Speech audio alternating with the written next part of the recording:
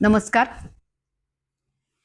सार्थ श्री दासबोध आपण बघतो आहोत. समास 5वा, दशक 5वा आणि समास 6वा. शुद्ध ज्ञान निरूपण.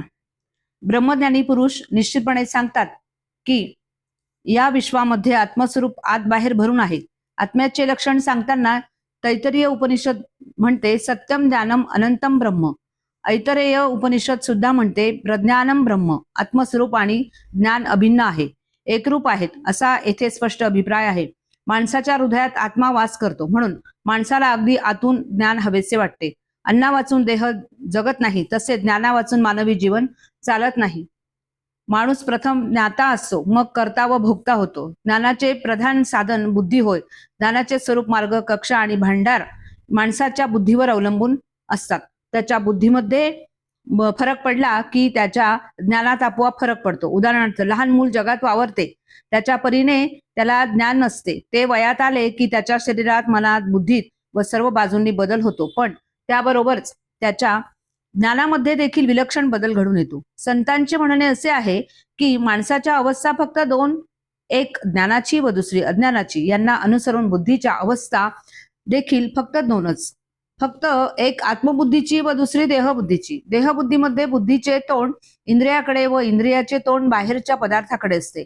आत्मबुद्धीमध्ये इंद्रियाचे तोंड बुद्धीकडे आणि बुद्धीचे तोंड आत्म्याकडे असते. देहबुद्धीच्या चळवळीने विज्ञान, विद्या व कला यांची वाढ होते. त्यांचे वर्णन गेल्या समासात आपण ऐकले. ते सगळे अज्ञातातच जमा होते. आत्मबुद्धीचा उपयोग केल्याने अज्ञान कमी कमी होत जाऊन अखेर आत्मज्ञान होते. या समासात त्यांचे वर्णन आहे. देहबुद्धीने अविद्यामिश्रित ज्ञान होते. देहबुद्धीच्या ज्ञान व्यवहारात ज्ञाता ज्ञेयाहून सदा भिन्न राहतो. शिवाय ज्ञेयाचे स्वरूप आकलन झाले तरी ज्ञाता कसा आहे ते कळतच नाही.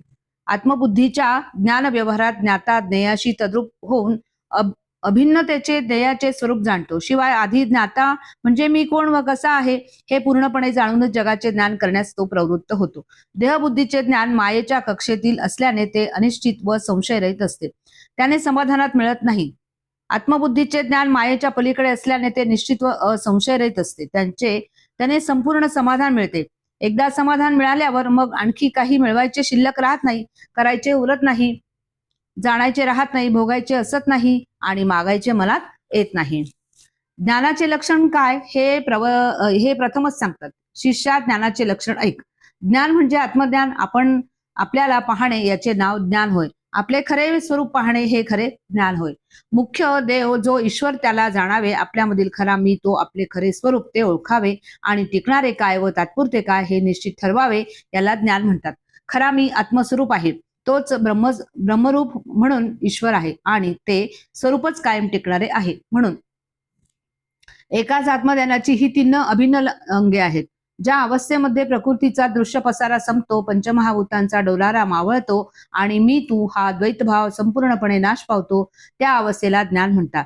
परमात्मा स्वरूपामध्ये अहम अशी स्फूर्ती होण्याच्या आधीची जी अवस्था, त्या अवस्थेमध्ये दृश्याचा मागमूस नाही, त्यामुळे पंचमहाभूतांचा पत्ता नाही आणि त्यामुळेच भेदाचे नावच नाही. अशी जी दृश्य जन्मास येण्यापूर्वीची सूक्ष्म, अतिसूक्ष्म अभेद स्थिती, तिला ज्ञान म्हणतात. ज्ञान म्हणजे प्रत्यक्ष परमात्मा स्वरूपच होय, जो अनुभव, मन व बुद्धी यांना आकलन होत नाही, जो तर्काने विचारांच्या कक्षेत आणता येत नाही, परावाणीच्याही पलीकडे तो आहे असे सांगतात, त्या अनुभवाला ज्ञान म्हणतात. मन, बुद्धी आणि वाणी तिन्ही आत्म्याच्या प्रकाशाने सजीव राहतात, त्याच्या सत्तेने कार्यक्षम होतात. जागृती, स्वप्न व सुषुप्ती हा त्यांचा प्रांत होय. इतकेच नव्हे तर तुर्याच्या पलीकडे ज्ञान राहते, म्हणून परावाणी सुद्धा येथपर्यंत पोहोचू शकत नाही. जेथे दृश्याचे भान संपूर्ण नाहीसे होते, जेथे मी जाणतो, मला ज्ञान आहे ही जाणीव अज्ञान समजले जाते, असे अत्यंत मलरहित शुद्ध जे स्वरूपभान, त्याला ज्ञान म्हणतात. स्वरूपभानामध्ये माया मावळते व पण म्हणून दृश्याचे भान उरत नाही. ज्ञानाने अज्ञान नाहीसे होते आणि पुढे ते ज्ञान देखील स्वरूपात विलीन होते, म्हणून मी जाणतो हे उरत नाही. कोणत्याही भेदाचा, दृश्याचा, विकल्पाचा मल नाही, म्हणून ते स्वरूप अति निर्मल व शुद्ध आहे. देहबुद्धीच्या 3 अवस्था ओलांडून 4थ्या अवस्थेत प्रवेश केला की आत्मबुद्धी उदय पावते, पण ही सुद्धा मावळून केवळ स्वरूप उरणे हे खरे ज्ञान समजावे. तुर्या ही चौथी अवस्था सर्व साक्षिणी असते, म्हणून तिला आत्मज्ञान म्हणतात. परंतु त्या अवस्थेमध्ये साक्षीत्वाने पदार्थ ज्ञान असते. यासाठी ते पूर्ण ज्ञान होऊ शकत नाही. पदार्थ ज्ञान म्हणजे दृश्य पदार्थ जाणणे होय. दृश्यरहित शुद्ध स्वरूप जाणणे याचे नाव आत्मज्ञान होय. ज्या आत्मस्वरूपाचे ठिकाणी स्वरूपाखेरीज काहीच उरत नाही, तेथे सर्व साक्षीपणा असू शकत नाही. म्हणूनच तुर्येमध्ये होणारे ज्ञान शुद्ध आत्मज्ञान मानू नये. आत्मज्ञानामध्ये संपूर्ण अद्वैत असते. तुर्येमध्ये तर प्रत्यक्ष द्वैत आढळते. म्हणून शुद्ध आत्मज्ञान स्वतंत्र आहे, निराळेच आहे. मी देहच आहे ही दृढ भावना म्हणजे देहबुद्धी. मी आत्माच आहे ही दृढ भावना म्हणजे आत्मबुद्धी. जागेपण, स्वप्न व गाढ झोप या 3 अवस्था देहबुद्धीच्या, तर तुर्य अवस्था आत्मबुद्धीची. देहबुद्धीच्या ज्ञानामध्ये ज्ञाता ज्ञेयाहून वेगळा राहतो. मी म्हणजे ज्ञाता व तू म्हणजे ज्ञेय, म्हणून तेथे द्वैत आढळते. तुर्यच्या ज्ञानामध्ये ज्ञाता मी आत्माच आहे, त्या अवस्थेमध्ये मी देहच आहे हे भान लोकते खरे, परंतु मी आत्मा आहे, मी दृश्य पदार्थाहून निराळा आहे, मी त्यांना वेगळेपणाने पाहतो असे भान असते. याला सर्व साक्षिणी अवस्था म्हणतात. यामध्ये मी ज्ञाता आत्माच आहे असा प्रत्यक्ष अनुभव येतो, म्हणून अज्ञान उरत नाही. परंतु दृश्याला साक्षी राहून वेगळेपणाने पाहणे शिल्लक असते. याचा अर्थ असा की दृश्य ज्ञेयपणाने ज्ञाताहून वेगळे राहते, हेच द्वैत होय. आत्मज्ञानात संपूर्ण अद्वैत असल्याने द्वैत असणारी तुर्या शुद्ध आत्मज्ञान नव्हे. उपनिषदामध्ये महावाक्यामध्ये आत्मज्ञानाचे सारे रहस्य साठवले आहे, पण त्याचा नुसता जप करून चालत नाही, त्यावर मनन करून त्याचा प्रत्यक्ष अनुभव घेतला पाहिजे. शुद्ध ज्ञानाचे लक्षण ऐक. जे शुद्ध परमात्म स्वरूप आहे तेच आपण आहोत असा जो साक्षात अनुभव येतो त्याचे नाव शुद्ध स्वरूप ज्ञान होय, हे श्रोत्यांनी समजावे. महावाक्याचा उपदेश उत्तमच आहे, परंतु त्यांचा जप करण्यास सांगितलेला नाही. साधकाने वाक्याच्या अर्थाचा विचारच करणे आवश्यक आहे. महावाक्यांमध्ये पदार्थाच्या उपदेशाचे सार आहे यात शंका नाही, परंतु त्यांचे मननच केले पाहिजे. महावाक्यांचा नुसता जप केल्याने अज्ञानाचा अंधार नाहीसा होत नाही.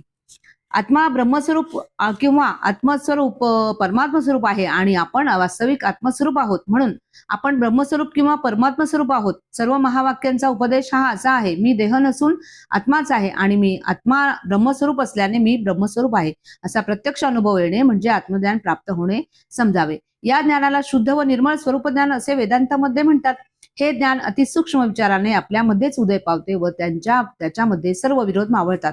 उपनिषदामध्ये 3-4 ठिकाणी याचे फार सुंदर वर्णन आढळते. उदाहरणार्थ, असौ यः असौ पुरुषः सहा हम अस्मि. अर्थ, तो जो पुरुष तो मी आहे. ईशवास्य यद आत्मतत्वेन तू ब्रह्मतत्वं दीपोपमेनेह युक्तः प्रपश्येत.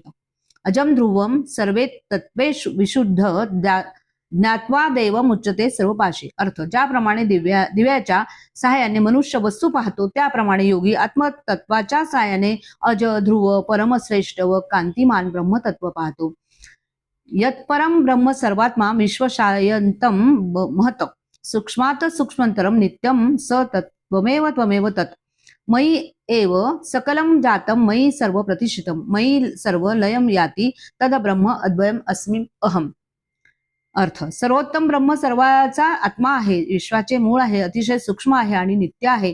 ते तू आहेस. माझ्यातून सर्व व्यक्तदशेस येते, माझ्यामध्ये जगते आणि माझ्यातच लय पावते. ते अद्वय ब्रह्म मीच आहे. महावाक्याचा अर्थ पाहिला तर तो असा आहे की आपण परमात्मा स्वरूपच आहोत, पण अर्थ न पाहता त्यांचा नुसता जप केला तर व्यर्थ श्रम मात्र होतात. महावाक्याचे मनन करून त्यामध्ये अर्थाचा स्वतः अनुभव घेणे हे ज्ञानाचे मुख्य लक्षण आहे. आपण म्हणजे मी ब्रह्मच आहोत हा महावाक्याचा खरा शुद्ध व सूक्ष्म अर्थ आहे. आपले हरवलेले स्वस्वरूप किंवा आत्मस्वरूप आपल्याला प्राप्त होणे, आपला खरा मी आपण जाणणे हे ज्ञान फारच दुर्लभ आहे, कारण ते ज्ञान आरंभापासून शेवटपर्यंत स्वयंभू आत्मस्वरूपच असते. स्वयंभू म्हणजे स्वतः सिद्ध, आत्म्याला जाणणारा, आत्म्याशी तादात्म्य पाहून आत्मज्ञान मिळवतो. त्यामुळे त्याच्या ज्ञानाचे प्रमाण व त्या ज्ञानामध्येच अंतर्भूत असते, म्हणून आत्मज्ञान स्वतः सिद्ध असते. एका मूळ स्वरूपातून हे सारे विश्व व्यक्त दशेला येते व पुन्हा त्याच स्वरूपात ते लय पावते. त्या आत्मस्वरूपाचे ज्ञान झाले की अज्ञान नाहीसे होते, मग आपण बांधले गेलो आहोत असा अज्ञानातून निर्माण होणारा भ्रम नाहीसा होतो. आपण विश्वापेक्षा देखील विशाल असताना स्थळ काळांनी वेढल्यामुळे जणू काय बद्ध आहोत. ते विश्वच मुळी स्वरूपात लीन झाल्याने आत्मज्ञानी पुरुषाला बद्धपणाची भावना उरत नाही. स्वस्वरूपाचा प्रत्यक्ष अनुभव येईपर्यंत अनेक मते आणि मतांतरे यामध्ये विरोध आढळतो, परंतु आत्मज्ञान झाल्यावर हा सारा विरोध मावळतो. अतिसूक्ष्म विचार करून पाहिल्यास सर्वांमध्ये ऐक्य सापडते.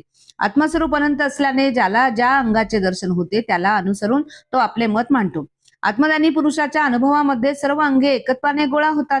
अतिशय सूक्ष्म म्हणजे खोल व व्यापक विचार मात्र केला पाहिजे.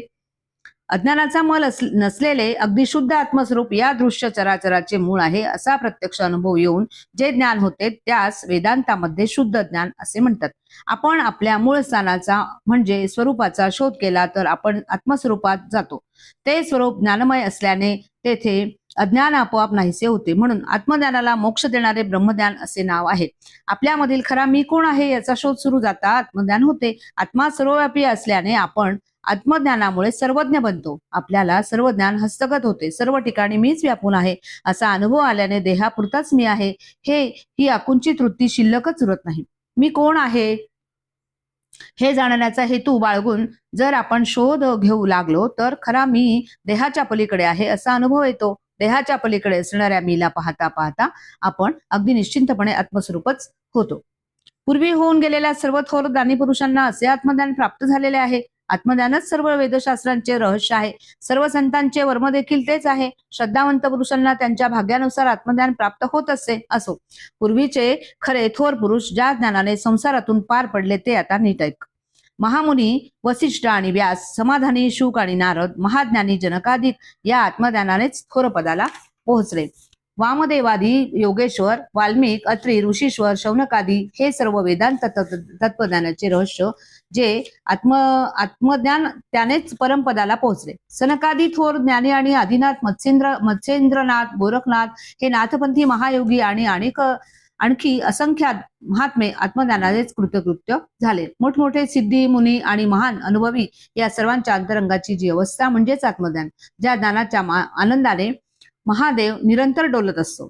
जे आत्मज्ञान वेदशास्त्रांचे तात्पर्य आहे, जे योग्य प्रमाणांनी निश्चित केलेला निर्णय आहे, जे साक्षात अनुभवाला येते आणि ते अतिसूक्ष्म विचारांती योग्य ठरते, ते आत्मज्ञान श्रद्धावंतांना त्यांच्या भाग्याप्रमाणे प्राप्त होते. पूर्वी होऊन गेलेले, सध्या हयात असलेले व पुढे होणारे सर्व साधू संत आणि सज्जन यांचे गुह्य असलेले असे जे आत्मज्ञान ते मी आता सांगतो. आत्मज्ञान सर्व ज्ञानाचे शिखर आहे. ते सद्गुरूंच्या कृपेने विनासायच प्राप्त होते. सद्गुरूंचे वचन हेच आत्मज्ञानाच्या बाबतीत परमश्रेष्ठ प्रमाण समजावे.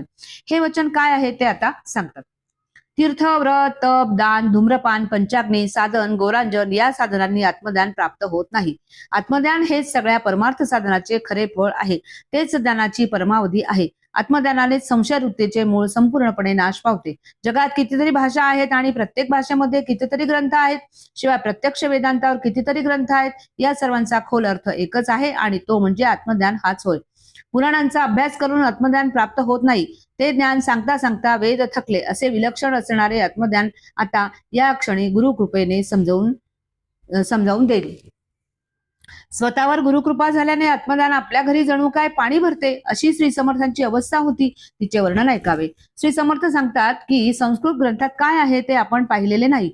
मराठी ग्रंथात आपला प्रवेश नाही, पण आपल्या हृदयात सद्गुरु स्वामींची कृपामूर्ती मात्र स्थिरपणे राहिलेली आहे. आता संस्कृत अथवा प्राकृत ग्रंथाची गरज तरी काय? माझा स्वामी कृपेचा वर्षाव करीत माझ्या हृदयात बसलेला आहे. वेदांचा अभ्यास न करता किंवा श्रवणाचे सायास न करता मला अगदी प्रयत्नांपासून गोड सद्गुरु कृपा लाभलेली आहे. मराठी भाषेत ग्रंथ आहेत, पण त्याहून संस्कृत भाषेतील ग्रंथ श्रेष्ठ आहेत. संस्कृत ग्रंथामध्ये देखील वेदांत ग्रंथ फार श्रेष्ठ आहे.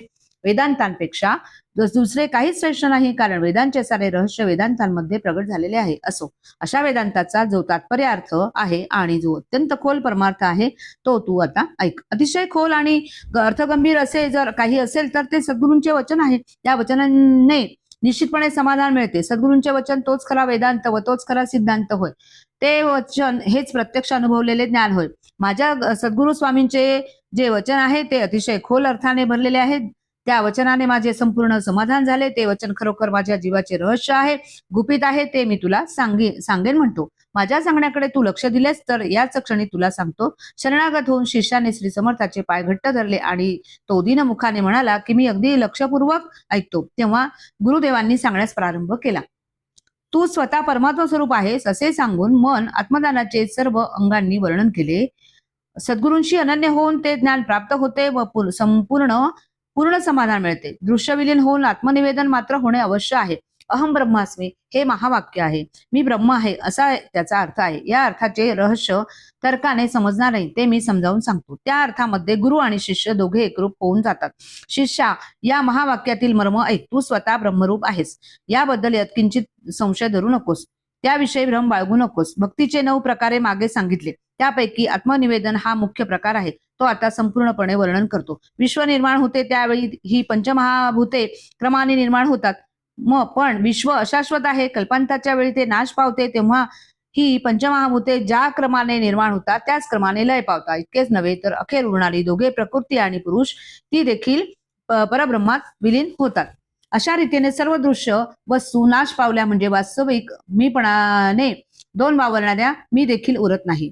कारण मुळातच परमात्मा एकरूप असल्याने एकस्वरूप होण्यास निराळे काही करावे लागत नाही. सर्व सृष्टी मूळ स्वरूपात विलीन झाल्यावर मग फक्त एक स्वरूप ब्रह्म तेवढे उरते. त्यामध्ये पिंड व ब्रह्मांड यांना पाहायचे म्हटले तरी ते आढळणार नाहीत. ज्ञानाचा अग्नी एकदा पेटला म्हणजे दृश्याचा केरकचरा संपूर्ण जळून भस्म होतो.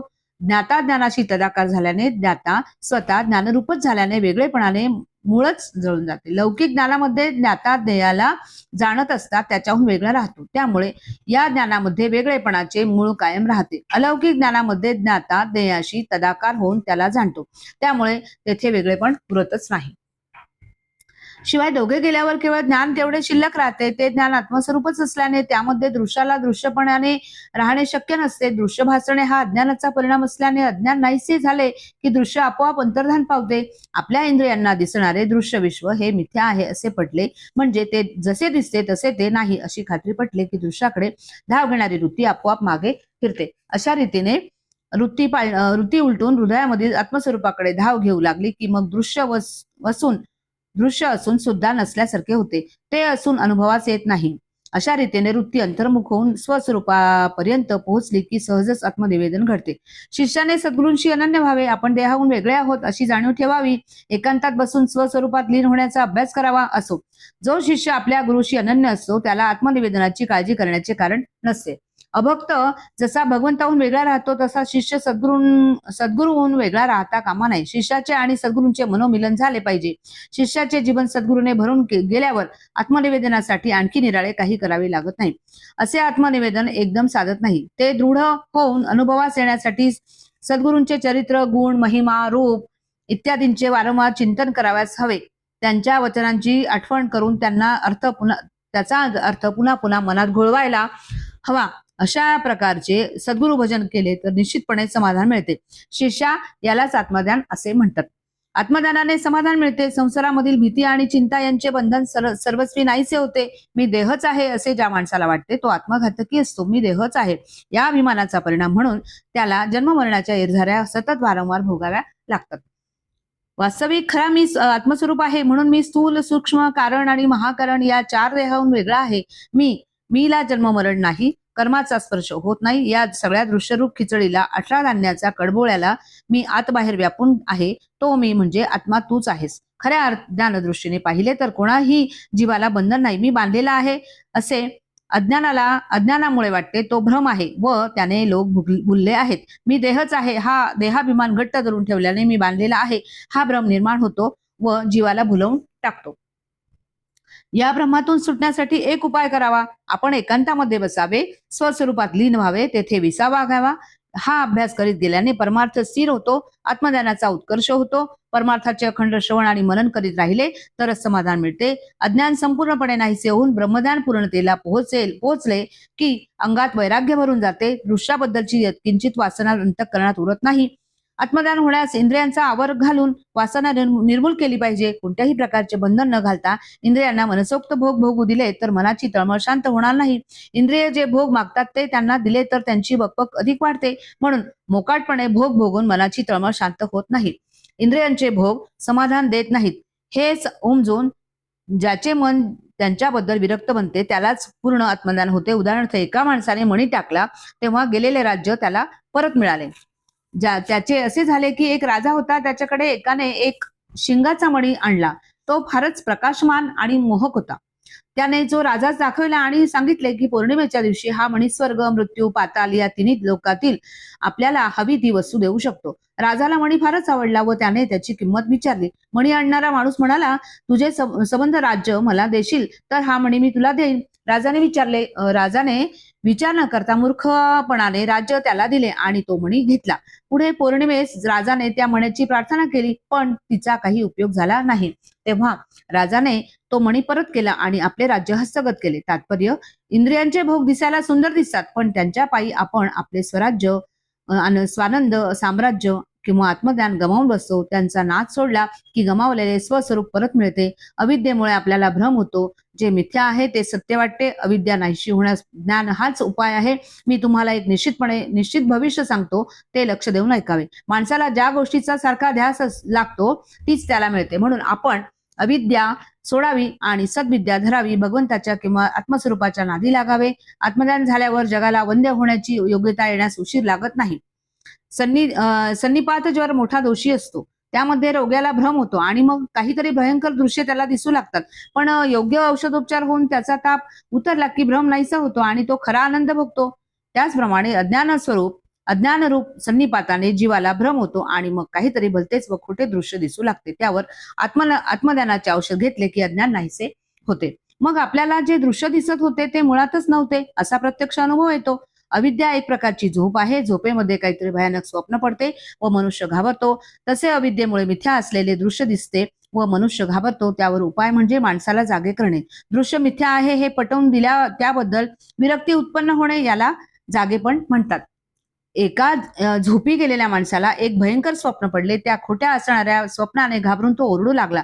तेव्हा त्याला जागे केले. त्यामुळे तो आपोआप झोपे आधीच्या निर्भय स्थितीला आला. त्याला पडलेले स्वप्न खोटे होते पण त्याला ते खरे वाटले. त्यामुळे त्याला दुःख झाले. जे खोटे असते त्याचे संपूर्ण निरसन कधीच होत नसते. त्याचा काहीतरी परिणाम उरतोच. जो जागा असतो त्याला स्वप्न खोटे असते. जो झोपलेला असतो त्याला ते सर्व बाजूने वेढून टाकते. तोच माणूस जागा झाला म्हणजे त्याला भीती उरतच नाही. ज्यावेळी अविद्यारूप झोप जीवाला अगदी झापड घालते त्यावेळी दृश्याची वाईट स्वप्ने पडतात. त्यामुळे तो घाबरतो व त्याचे सगळे शरीर भयाने कापू लागते. या अविद्यारूप झोपेतून संपूर्ण जाग येण्यास सारखे श्रवण आणि मनन करावे. जागेपण कसे ओळखावे त्याची खूण सांगतो, ती ऐकावी. जो अगदी मनापासून इंद्रिय भोगाविषयी पूर्ण विरक्त आहे तो जागा झाला आहे असे ओळखावे. आता पुढील 4 समासाची प्रस्तावना करतात. ज्याला संपूर्ण विरक्ती साधली नाही त्याला साधक असे म्हणतात. जगामध्ये आपले मोठेपण सोडून त्याने साधन करीत राहावे. ज्याला साधन करायचे वाटत नाही तो सिद्धपणाच्या अभिमानाने बांधला जातो. अशा अहंकारी सिद्धापेक्षा मुमुक्षू केव्हाही चांगला, कारण त्याला ज्ञानाची तळमळ असल्याने तो ज्ञानाचा अधिकारी असतो. हे ऐकून शिष्याने प्रश्न केला की बद्ध व मुमुक्षू यांचे लक्षण काय? साधक आणि सिद्ध कसे ओळखावे? सद्गुरू म्हणाले की या प्रश्नाचे उत्तर पुढील समासात दिले आहे. ते वर्णन सावध श्रोत्यांनी लक्ष देऊन ऐकावे. समास 6वा समाप्त. जय जय रघुवीर समर्थ.